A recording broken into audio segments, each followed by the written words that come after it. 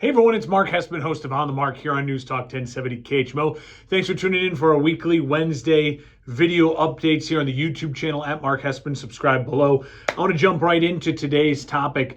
The big news over the weekend, haven't talked about on the show yet on Saturday. Obviously, Justin Fields gets traded from the Bears to Pittsburgh. We'll talk more about Justin Fields and his kind of era in the Chicago Bears history, what the Bears did or didn't do for Justin Fields as far as, supporting him and his fair chance and all of that stuff on the show on Saturday. What I want to spend this video talking about is what the Chicago Bears have to do next, what they must do next. They now have the number one overall pick. The clarity is there. They're going to draft a quarterback, right? Well, I'm here to tell you the thing the Chicago Bears must do right now is they must just tell everyone today. They're at the pro day right now with Caleb Williams going on right now on this March 20th. Just tell everyone right now we're drafting Caleb Williams. I would sign him to a contract today. Get it done. But a formality of drafting him in April, a month from now, fine. You got to go through it, all that stuff. Make it known. Make it public. Tell your locker room, have DJ Moore and all the other weapons, Cole Kmet, Keenan Allen, go out there and start spending time with Caleb Williams. Make it known to your locker room. Justin Fields was beloved in the Chicago Bears locker room. Those dudes, you saw their reactions on social media that when they found out that Justin Fields was traded. The most important thing the Bears can do is commit to Caleb Williams and not have any sort of the next couple weeks between now and the end of April and the draft day, any sort of controversy about, well, maybe it's J.J. McCarthy. The Bears interviewed J.J. McCarthy. Oh, man, the Bears spent a ton of time with Drake May, and now there's a video of Matt Eberflus patting Drake May on the back and kind of saying, like, see you soon, kid. None of that. Get that drama out of here. Caleb Williams is the number one overall pick. Caleb Williams is the pick. So just make it, commit to it, and be vocal about your commitment to Caleb Williams. Let's start this era off on the right foot. You've built this great team now, this 7-win team last year, and you've made it better in the offseason so far. And you have a chance here now to have something really special start with the Chicago Bears and Caleb Williams era. Never has a rookie quarterback come in my lifetime as a Bears fan, or a new quarterback, even when Jay Cutler was brought in, come into so much weapons, so much positivity, and so much as far as the arrow pointing up the direction of the organization in Chicago Bears history. It's special. So Justin Fields was beloved. Start that belovedment of, that's not a word, I know, of Caleb Williams ASAP. And I would also say I think it's important for the Bears to do this for beyond the fact that it will then give the Bears locker room a ton of confidence in Caleb Williams and to start kind of like, hey, this is the guy we're going with, so let's embrace him, let's go for it. It's also going to give Caleb Williams a ton of confidence. Say, hey, we're so sold on you. We want this done. We can't wait. You're going to be great. We need you to get in, start working, start thinking about where you're living in Chicago, start making all those restaurant reservations and getting to know the city. Like, we want this to be a perfect marriage. And I don't want there to be any drama between now and draft night with the Bears and Caleb Williams. Now, there's going to be pushback when I say all this because there's going to be a lot of people saying, well, Mark, what if Drake May's better than Caleb Williams?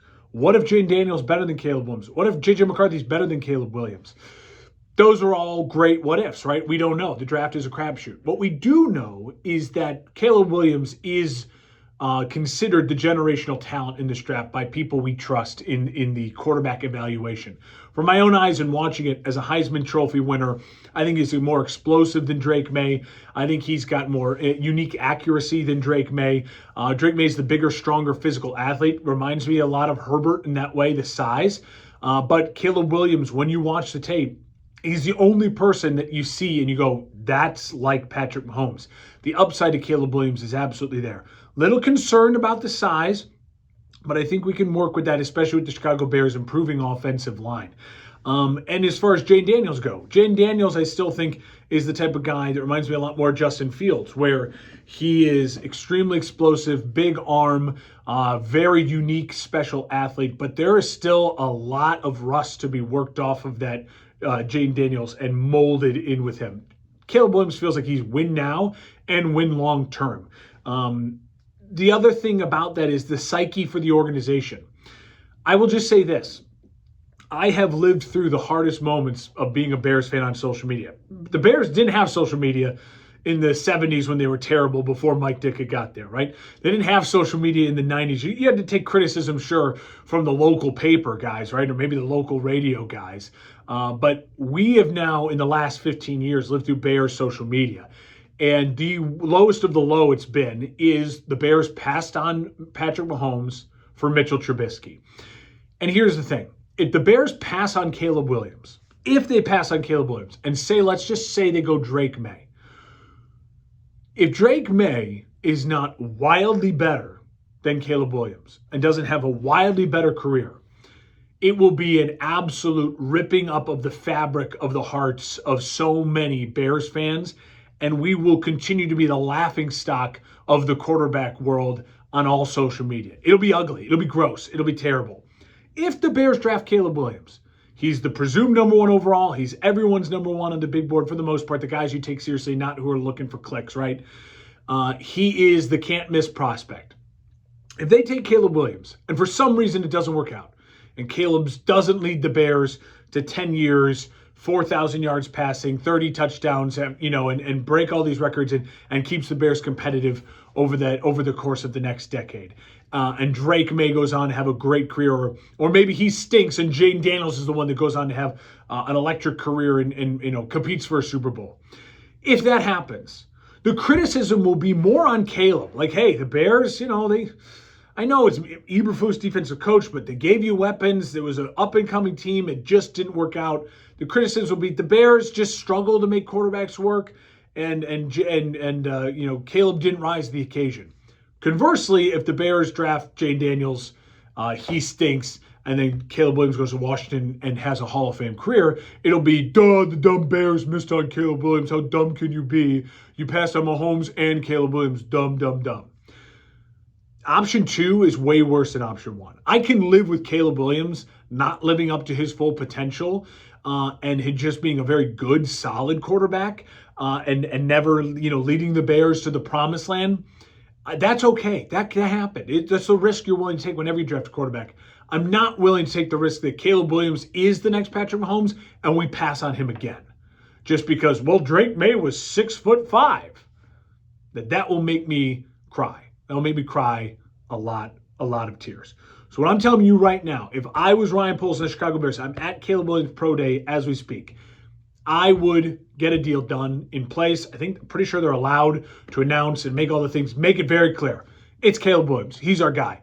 Bring him into the facility, get him starting to wear Bears gear, have the guys talk to him as much as they can without any sort of tampering goes on. You don't want to, break any sort of laws or anything like that. Get a deal done, put the pick in now, and just be open about it. Let the guys rally around him. And then if I was the Chicago Bears, I wouldn't overthink it.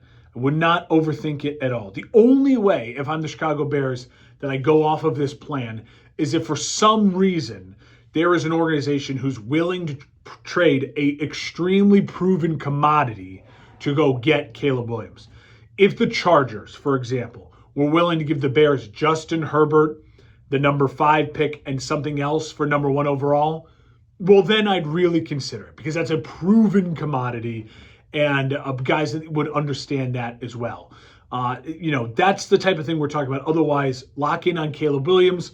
He's got to be the pick. He's got to be the guy, and you got to ride with him. This is in Poles' hands now. We got to ride with him, the good, the bad, the ugly of whatever comes with the Caleb Williams experience. We're all in on it now. Listen, every Saturday morning, News Talk 1070 KHMO On The Mark. Follow the On The Mark KHMO Facebook page. Follow me here on YouTube, like and subscribe. You can also follow me on Twitter/X at Mark Hespen, MarkHespen. Same thing on Instagram. Appreciate the support as always. We'll see you on Saturday for the show, and then next Wednesday, who knows what we'll talk about. Maybe do some March Madness. Got some NBA storylines coming up as this regular season is wrapping up with these fun Wednesday midweek updates.